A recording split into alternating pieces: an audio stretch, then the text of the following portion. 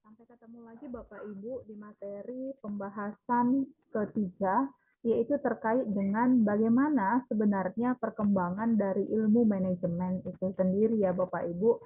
Jadi, perkembangan ilmu manajemen itu sendiri Bapak Ibu ini sudah lama sekali terjadi ya hingga pada saat ini ya dari ilmu manajemen yang dilakukan secara manual hingga sampai saat ini dibantu oleh yang namanya perkembangan iptek ya.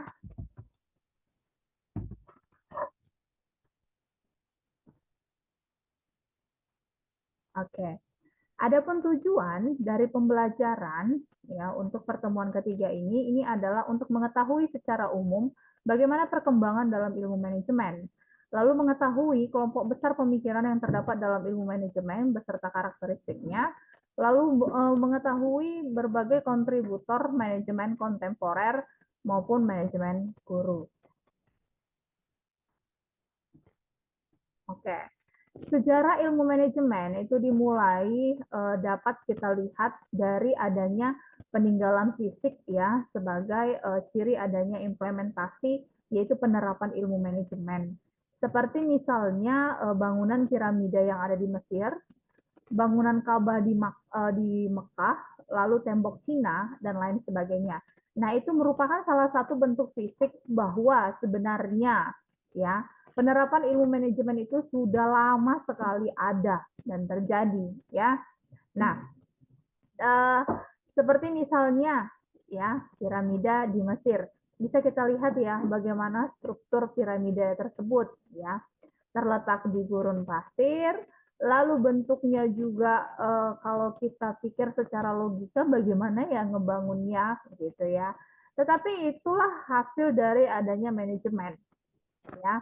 Walaupun mungkin dilakukan secara manual, ya pastinya yang disusun oleh manusia, ya. Gitu juga dengan tembok Cina.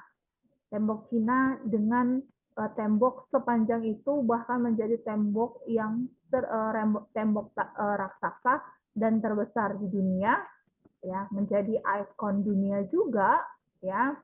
Nah, bagaimana membangunnya? Ya, membangunnya memang pakai yang namanya teknik konstruksi. Tetapi Bapak Ibu, di dalamnya juga masih belum menggunakan yang namanya teknologi, tetapi real sekali dengan tenaga manusia. Ya, jadi itu merupakan salah satu peninggalan sejarah yang bisa kita lihat bahwa sebenarnya penerapan dari ilmu manajemen ini sudah sejak lama dilakukan, ya. Jadi peninggalan fisik tersebut itu menggambarkan adanya aktivitas yang teratur dan bertahap di masa lalu yang saat ini itu dinamakan dengan istilah manajemen.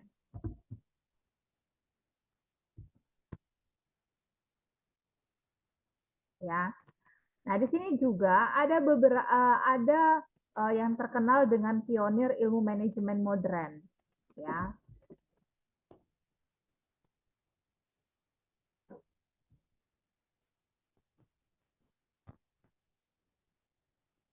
Seperti si Robert Owen pada tahun 1771 sampai dengan tahun 1858.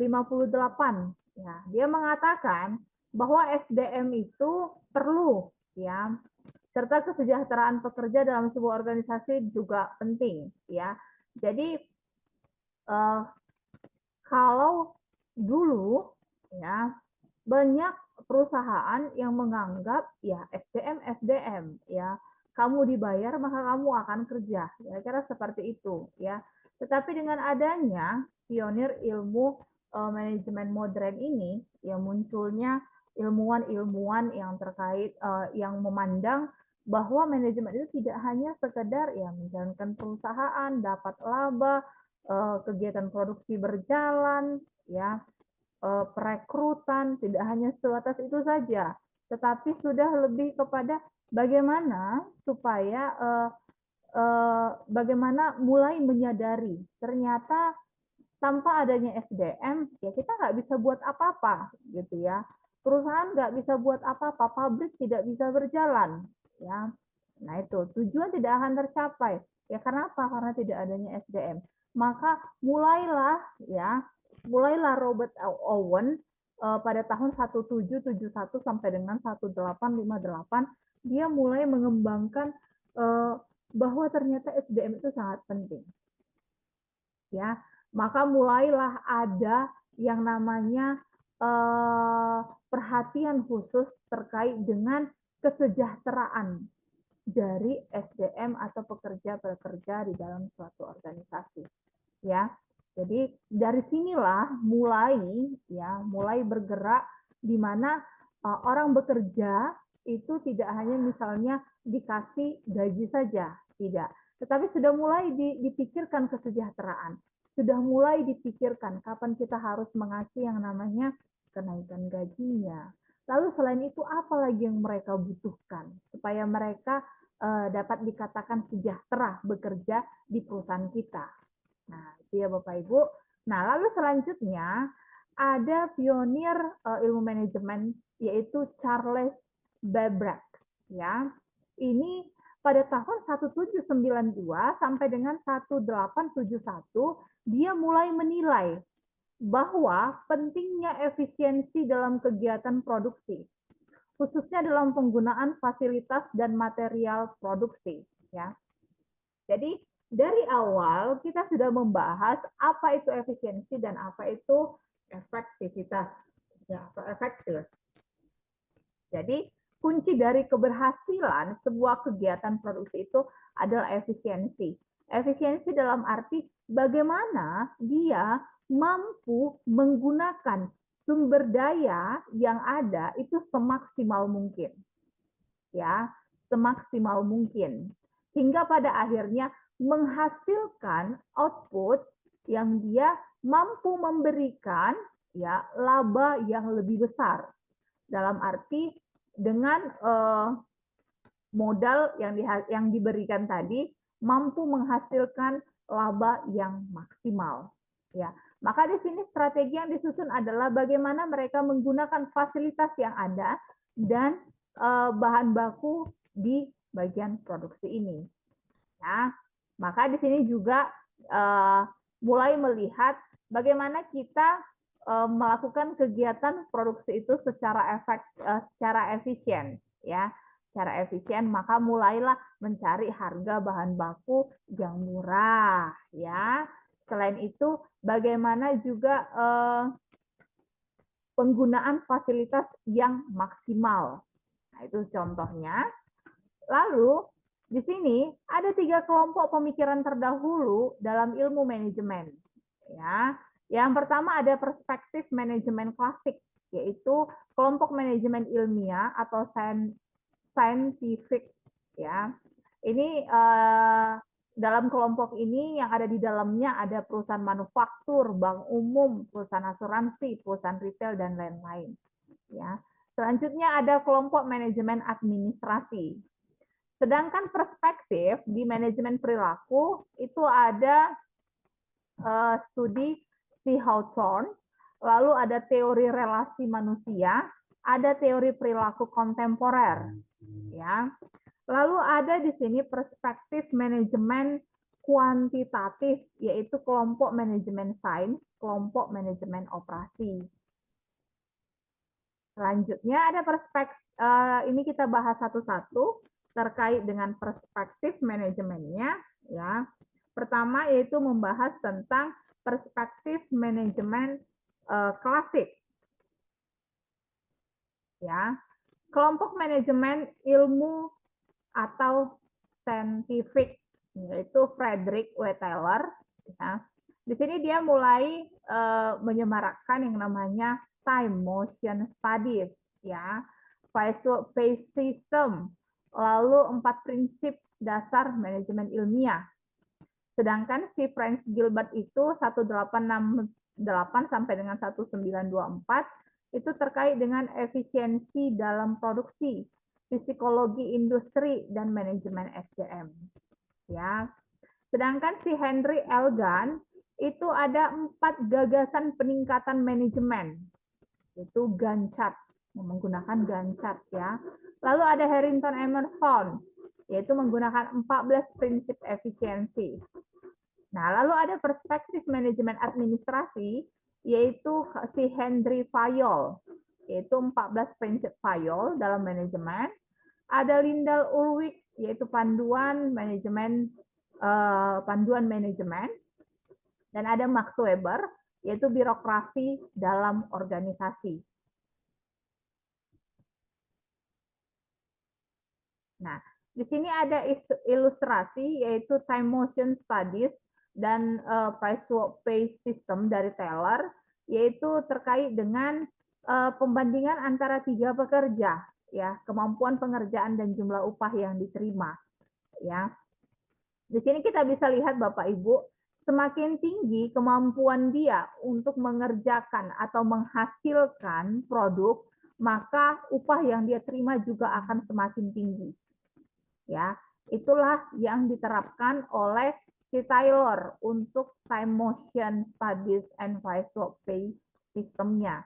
Ya, bisa kita lihat misalnya si A karena mampu mengerjakan 25 unit atau di atas standar, maka upah yang dia terima itu 25 unit dikali 2.000, ya, yaitu 50.000. Sedangkan si B karena pengerjaannya hanya 20 unit atau di bawah standar, maka upah yang dia terima 20 kali 1.750, ya. Maka dia dibayar sebanyak 35.000. Sedangkan si C, karena pengerjaannya sebanyak 24 unit atau sesuai dengan standar, maka upah yang dia terima adalah 24 unit dikali 2.000, yaitu 48.000. Ya. Jadi kalau dia pekerjaannya bagus, ya, menghasilkan produk yang banyak, maka dia dapat upah yang lebih. Sementara kalau dia tidak mampu menghasilkan produk dari standar yang ditentukan perusahaan, maka dia akan dibayar lebih murah, gitu ya. Oke, dan di sini ada 4 prinsip Taylor dalam tahapan, ya. Yang tahapan pertama itu merumuskan pendekatan dalam setiap jenis pekerjaan untuk menggantikan pendekatan yang lama yang sudah dianggap baku. Lalu selanjutnya secara ilmiah dilakukan seleksi atas tenaga kerja dan pemberian pelatihan bagi tenaga kerja agar dapat menjalankan tugas sebagaimana dijelaskan dalam langkah pertama. Lalu memberikan pengarahan dan pemantauan atas pekerja untuk memastikan bahwa mereka melakukan pekerjaan yang telah ditugaskan sesuai dengan standar. Lalu melanjutkan langkah-langkah pengerjaan sebagaimana yang telah dicapai pada langkah-langkah sebelumnya dengan menggunakan tenaga kerja yang mampu menyelesaikan pekerjaan sebagaimana mestinya. Ya. Jadi 4 prinsip inilah yang dilakukan pengembangan oleh Taylor, ya, dalam tahap-tahap untuk sistem dari pekerjaan tadi. Nah, lalu di sini ada 4 gagasan Gantt dalam manajemen sendiri, yaitu kerjasama yang saling menguntungkan antara tenaga kerja dan pimpinan, seleksi ilmiah tenaga kerja atau karyawan, lalu sistem intensif untuk merangsang produktivitas karyawan dan organisasi, lalu penggunaan instruksi-instruksi kerja yang terperinci.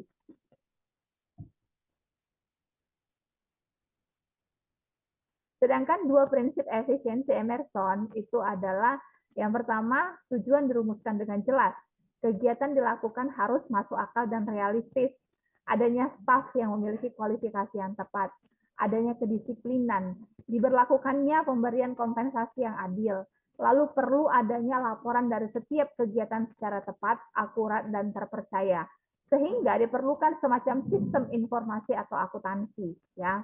Lalu adanya kejelasan dalam pemberian perintah dan perencanaan dan pembagian kerja. Adanya penetapan standar dari setiap pekerjaan, baik dari segi kualitas kerja maupun waktu pengerjaan. Lalu kondisi pekerjaan itu perlu distandardisasi. Lalu kegiatan operasional harus juga distandardisasikan.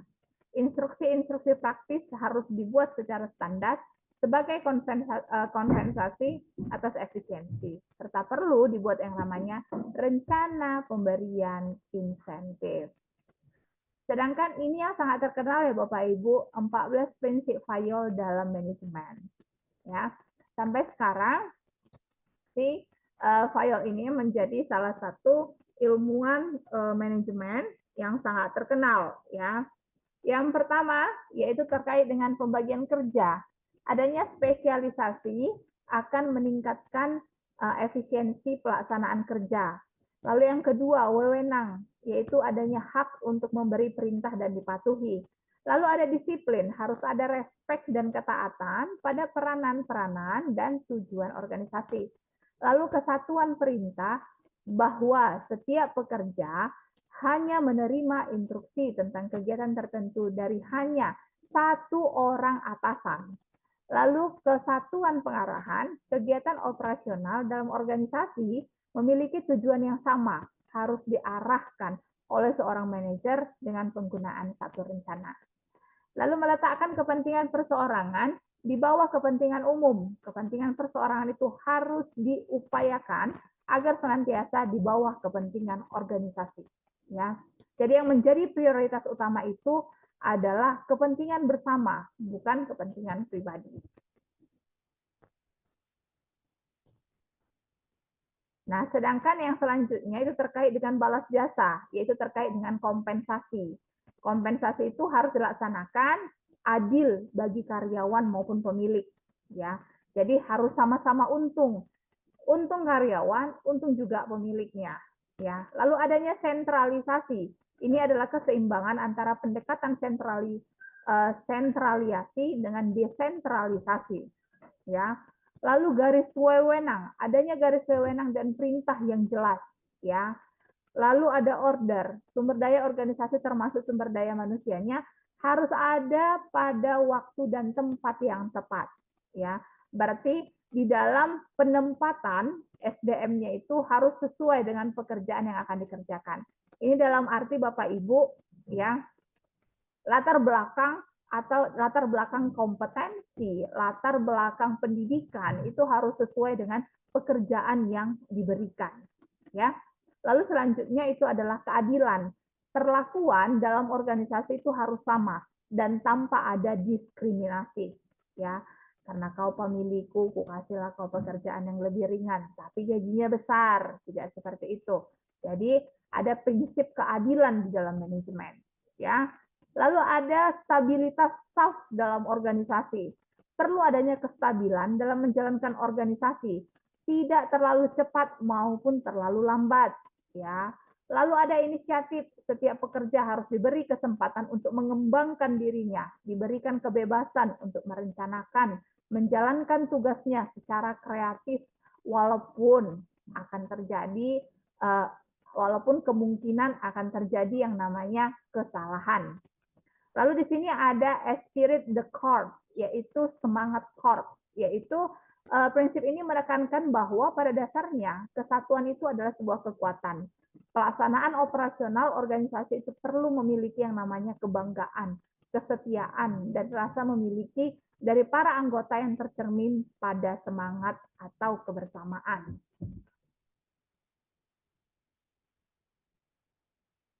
Nah, kesimpulan mengenai perspektif manajemen klasik, ya. Yang pertama, kontribusi dari manajemen klasik sendiri. Yang pertama adanya spesialisasi pekerjaan, adanya studi mengenai masa dan beban kerja, adanya metode ilmiah dalam manajemen, dikenalnya fungsi-fungsi manajemen, lalu adanya prosedur dan birokrasi. Apa yang menjadi keterbatasan manajemen klasik? Yaitu kurangnya memperhatikan aspek kemanusiaan dari pekerja, seperti motif, tujuan, perilaku, dan lain sebagainya. Perspektif manajemen perilaku, ya.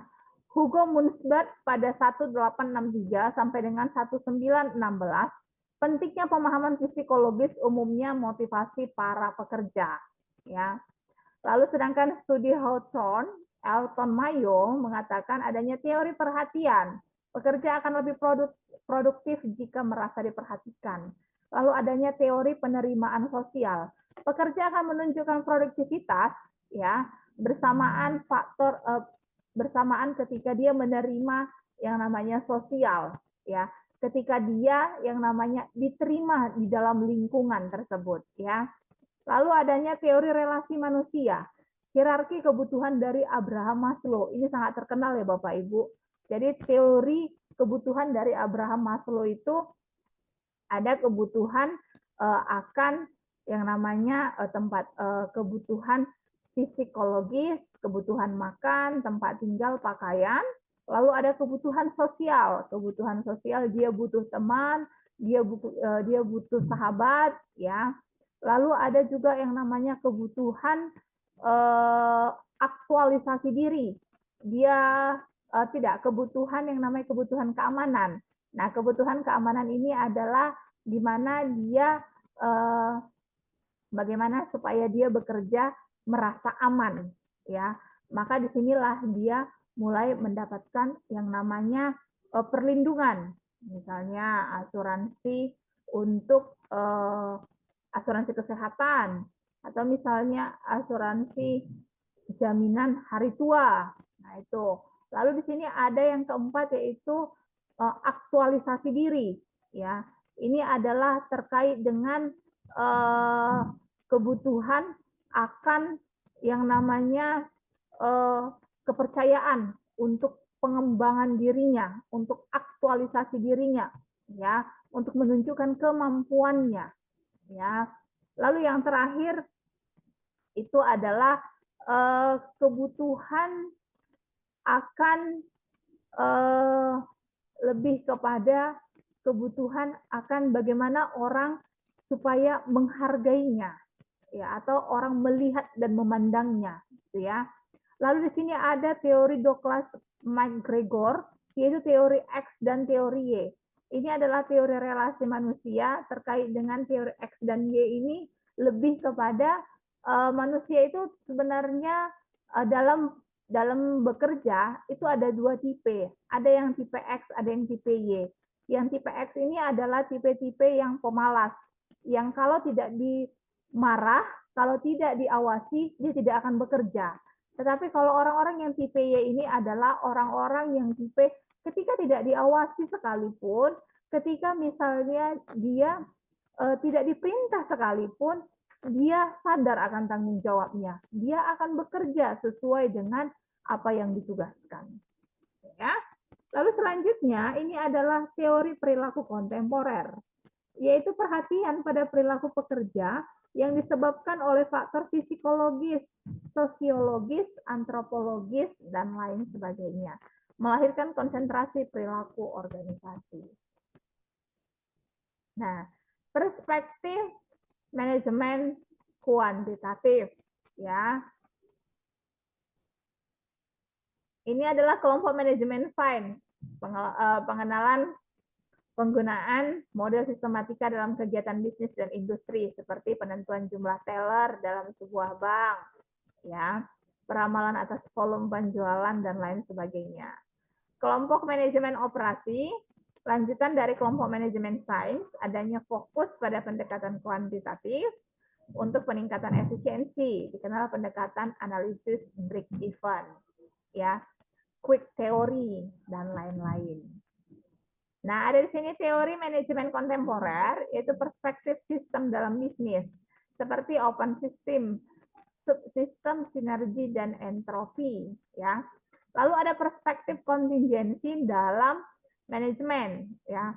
There is no such thing as one best and general way on management, ya. Ini perspektif tentang bagaimana manajemen itu dapat dijalankan. Oke, selanjutnya perspektif sistem dalam manajemen. Input dari lingkungan terdiri dari bahan baku, SDM, informasi uang. Lalu adanya proses transformasi sistem operasi, sistem administrasi, teknologi, sistem kontrol. Lalu output bagi lingkungan, barang jasa dalam bentuk untung atau rugi, perilaku pekerja, output informasi. Ya, begitu sebaliknya. Nah, perspektif sistem dalam manajemen, ya. Ada sistem terbuka, yaitu sistem yang melakukan interaksi dengan lingkungan, di mana kebalikannya sistem tertutup tidak melakukan interaksi dengan lingkungannya. Lalu di sini ada subsistem, merupakan elemen-elemen dalam sistem organisasi atau manajemen yang satu sama lainnya itu saling berkaitan, ya. Lalu di sana adalah sinergi, konsep yang menjelaskan bahwa pekerjaan yang dilaksanakan secara bersama-sama itu akan menghasilkan yang lebih baik daripada jika hanya dikerjakan oleh seorang saja. Lalu di sini ada entropi, kondisi di mana organisasi mengalami penurunan produktivitas dan kualitasnya yang disebabkan ketidakmampuan dalam membaca dan beradaptasi dengan lingkungan. Berbagai isu kontemporer dalam perkembangan ilmu manajemen. Ada downsizing, ada diversity management, ada information technology, ada globalization, ada ethics dan social responsibility, etik dan social responsibility, ada managing for quality, ada service economy. Ya. Modern manajemen guru. Di sini ada John Aldeir, yaitu effective leadership dan center leadership. Ada Igor Ansov terkait dengan strategic management, ya, and submetric. Lalu ada si Chris Aris, yaitu learning organization, single love, and double love learning. Ya, lalu ada Chester Barnett, yaitu organization behavior and executive behavior. Lalu ada versi Barnevik, itu terkait dengan multinational corporate management system. Ya.